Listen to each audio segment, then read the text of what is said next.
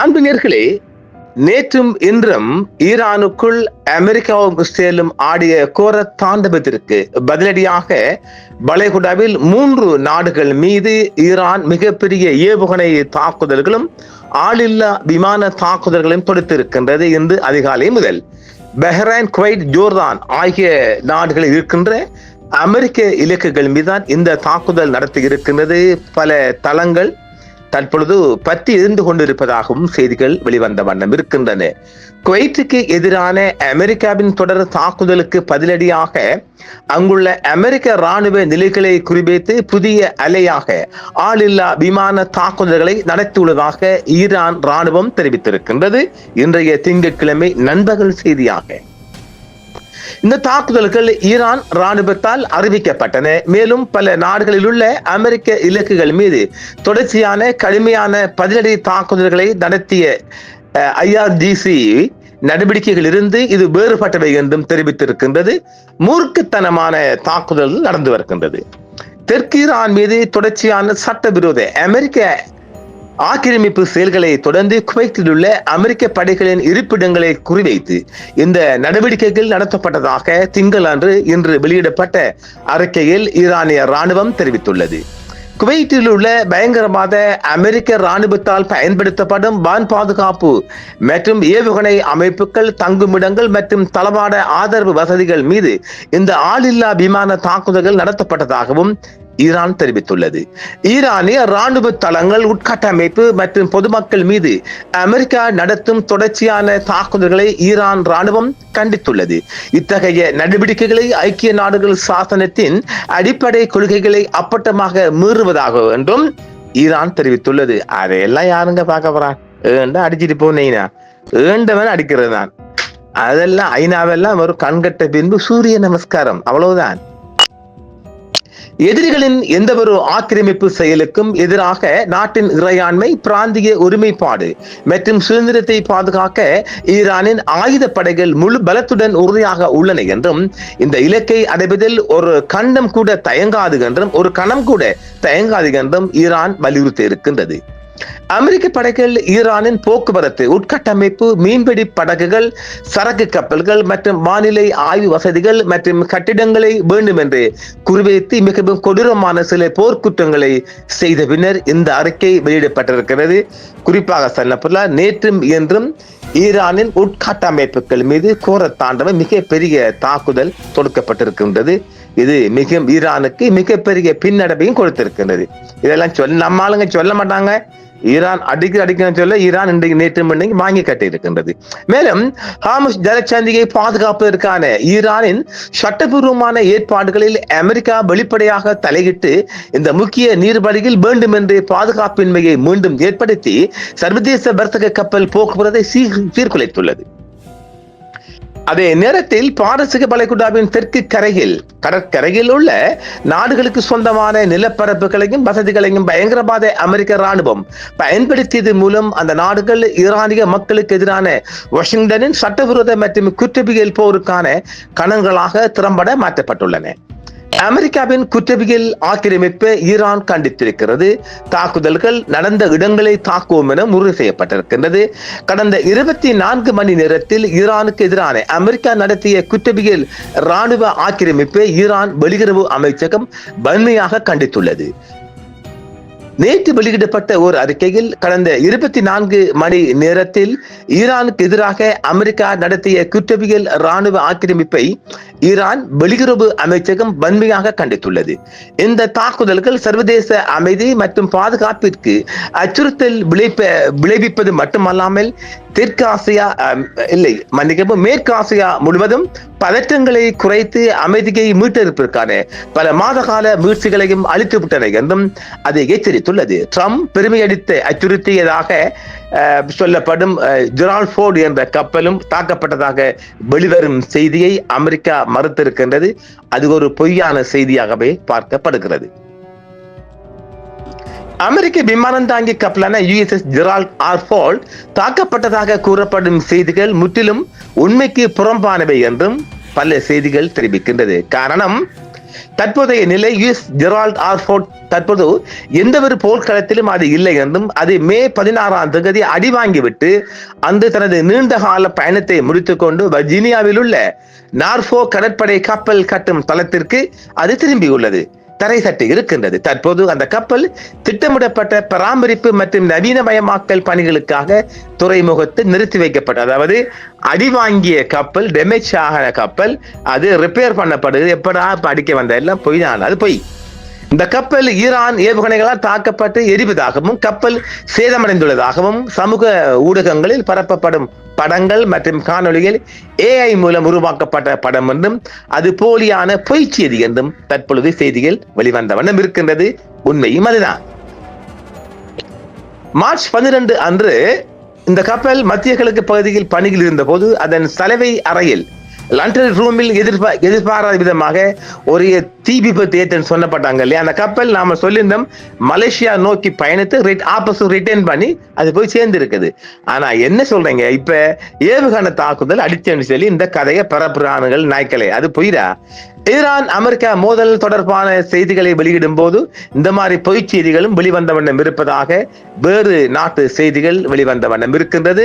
ஆனால் நேற்று இன்றும் மிகப்பெரிய சேதங்கள் ஏற்பட்டிருக்கின்றது ஈரானுக்குள். இன்றும் மிகப்பெரிய தாக்குதல்கள் நடப்பதற்கான வாய்ப்பு இருப்பதாகவே மேற்குலக செய்திகள் தெரிவிக்கின்றது. ஆக தொடர்ச்சியான தாக்குதல்கள் இடம்பெறுவதற்கான மிக அதிகமான வாய்ப்பு இருக்கின்றது. ஈரானும் விட்டுக் கொள்வதாக இல்லை, அமெரிக்காவும் பதில் தாக்குதல்களை தொடுப்பதற்காகவே இருக்கின்றது. ஜலச்சந்தியில் குறிப்பாக பந்தர் அப்பாஸ் பகுதியில் தொடர்ச்சியான தாக்குதல்கள் இன்று அதிகாலையும் ஏற்பட்டிருக்கின்றது. அமெரிக்கா தொடர்ச்சியான தாக்குதல்களை தொடுத்திருக்கின்றது. அது ஈரான் பக்கம் இருந்து வந்தாலும் தற்பொழுது ஒமான் பக்கம் இருந்தும் தாக்குதல்கள் அதிக குவைத்தையும் தாக்கிவிட்டு ஒமான் பகுதியில் இருக்கின்ற கப்பல்கள் மீதும் ஈரான் தாக்குதல் நடத்தி இருப்பதாகவே மற்றொரு செய்திகள் தற்பொழுது வெளிவந்த வண்ணம் இருக்கிறது. இந்த தாக்குதலும் அமெரிக்காவின் தாக்குதல், அதாவது உட்கட்டமைப்புகள் மீதான தாக்குதலுக்கு பதிலடியாகவே இந்த தாக்குதல் அமைந்ததாகவும் சொல்லப்படுகின்றது. அதற்கு சொல்லப்படும் இலக்குகள் அமெரிக்க ஆக்கிரமிப்புக்கு எதிராக 5ஆம் கட்ட பதிலடி நடவடிக்கையின் ஒரு பகுதியாக ஜோர்டான், பஹ்ரைன், குவைத் மற்றும் ஒமான் முழுவதும் உள்ள பல முக்கிய அமெரிக்க ராணுவ இலக்குகளை அளித்துள்ளதாக இஸ்லாமிய காவல் படை தெரிவித்திருக்கின்றது. இதில் ஈரானிய கடலோர பகுதிகளை குறிவைத்து தாக்குதல்கள் அடங்கும் என்றும் சொல்லப்படுகின்றது. அமெரிக்க ஆக்கிரமிப்புக்கு எதிரான தனது ஆரம்ப கட்ட பதிலடியை தொடர்ந்து மேற்கொள்ளப்பட்ட நடவடிக்கைகள் குறித்து IRGC திங்கட்கிழமை இன்று தொடர்ச்சியான அறிக்கைகளை வெளியிட்டுள்ளது. தெற்கு துறைமுக நகரத்தில் எதிரி ஆளில்லா விமானம் ஒன்றை தனது ஒருங்கிணைந்த வான் பாதுகாப்பு வலையமைப்பை இடைமறித்து அளித்துள்ளதாக ஈரானிய ராணுவம் உறுதிப்படுத்தி இருக்கிறது. ராணுவத்தின் மக்கள் தொடர்பு அலுவலகம் தெரிவித்த கூற்றின்படி பந்தர் அப்பாஸில் உள்ள வான் பாதுகாப்பு படையால் இயக்கப்படும் தரை வான் பாதுகாப்பு அமைப்பு மூலம் ஆக்கிரமிப்பு எதிரிக்கு சொந்தமான லூகாஸ் ஆளில்லா விமானம் என்று கண்காணிக்கப்பட்டு வெற்றிகரமாக அது தாக்கப்பட்டிருக்கின்றது, அளிக்கப்பட்டிருக்கின்றது. அது ஒரு ஆளில்லா விமானம். நாட்டின் ஒருங்கிணைந்த வான் பாதுகாப்பு வலையமைப்பின் கீழ் அந்த ஆளில்லா விமானம் சுட்டு வீழ்த்தப்பட்டுள்ளதாகவும் ஈரானிய ராணுவம் தெரிவித்திருக்கின்றது. அமெரிக்காவின் தூண்டுதலால் ஹார்முஸ் ஜலசந்தியில் தங்கள்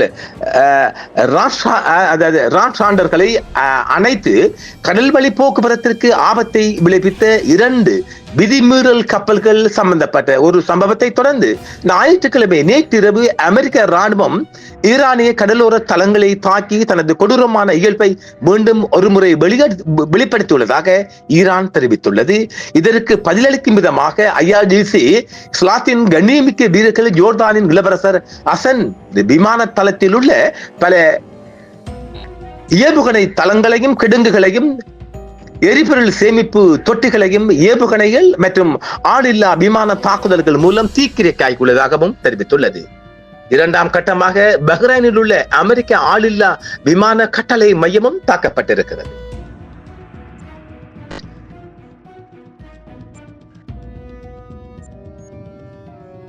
குற்ற இயற்பியல் தன்மை கொண்ட போரை தூண்டும் அமெரிக்க ஆட்சி நிறுவப்பட்டதிலிருந்து போர் மற்றும் இராணுவ தளங்களிலிருந்து விடுபட்டு மிக குறைந்த காலத்தையே செலவிட்டுள்ளது. இஸ்லாமிய குடியரசின் ஆயுதப்படைகளின் சமீபத்தில் அடைந்த தோல்விகளிலிருந்து அது எந்த பாடத்தையும் கற்றுக்கொள்ள தவறிவிட்டது என்றும் ஈரான் தெரிவித்துள்ளது. அதே நேரத்தில் முக்கியமான ஹெலிகாப்டர் பராமரிப்பு மற்றும் பழுது பார்க்கும் வசதிகள் மற்றும் B-8 மின்னணு போர் விமானம் வைக்கப்பட்டிருந்த விமான கொட்டகை ஆகியவற்றையும் தங்கள் படைகள் அளித்துள்ளதாக ஈரான் தெரிவித்துள்ளது. 3ஆம் மற்றும் 4ஆம் கட்டம் என்று குவைத்தில் பேட்ரியாட் அமைப்புகள் மூலோபாய ரேடர்கள் அளிக்கப்பட்டிருக்கின்றது.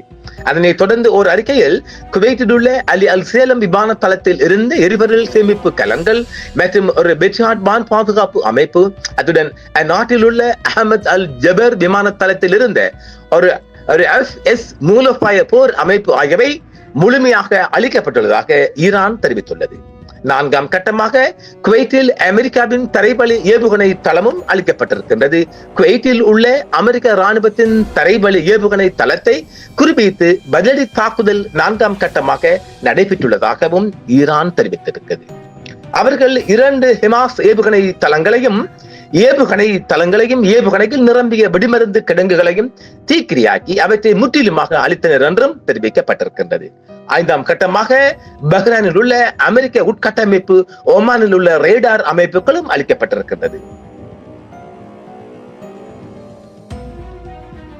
5ஆம் கட்டத்தில் IRGC கடற்படை பஹ்ரைனில் உள்ள ஜுபைர் மாவட்டத்தில் உள்ள அமெரிக்க தளமான கடற்படை ஆதரவு மையத்தை குறிவைத்து அங்கு தற்போது வானிகொந்த தீப்பிழம்புகள் எழுந்த வண்ணம் இருக்கின்றன என்று ஈரான் தெரிவித்திருக்கின்றது. மேலும் ஒமான் சுல்தான் தானகத்தில் உள்ள LBS நீண்ட தூர வான்வழி கண்காணிப்பு ரேடார் மற்றும் கடல்சார் கண்காணிப்பு ரேடார் ஆகியவற்றை சக்தி வாய்ந்த ஏவுகணை மற்றும் ரோன் தாக்குதல்கள் மூலம் தாக்கி அளித்திருக்கின்றது.